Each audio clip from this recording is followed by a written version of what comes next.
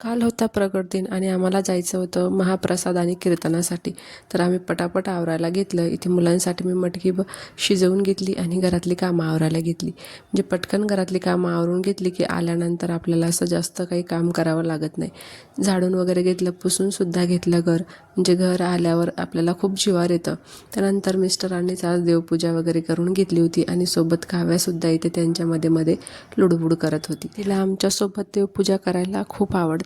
इथे काही चहा पाण्याची आणि मुलांची नाश्त्याची भांडी होती, ती सगळी स्वच्छ करून घेतली. म्हणजे आल्यावर फक्त आपल्याला दुसरे कामं करता येतात. आल्यावर ही कामं करायचं आपल्याला खूप जिवार येतं.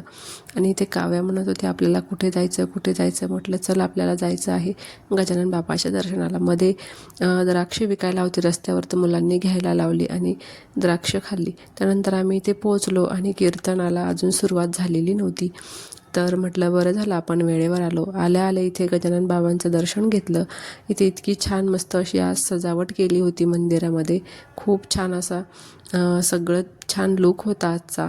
आणि बाहेर अशी मूर्ती आणि इथे सगळ्यांना दर्शनासाठी इथे फुलं वगैरे सगळं ठेवलं होतं.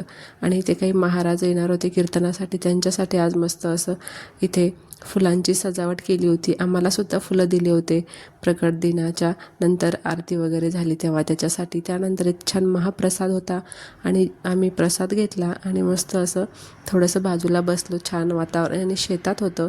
इथे काव्याची बडबड सुरू होती.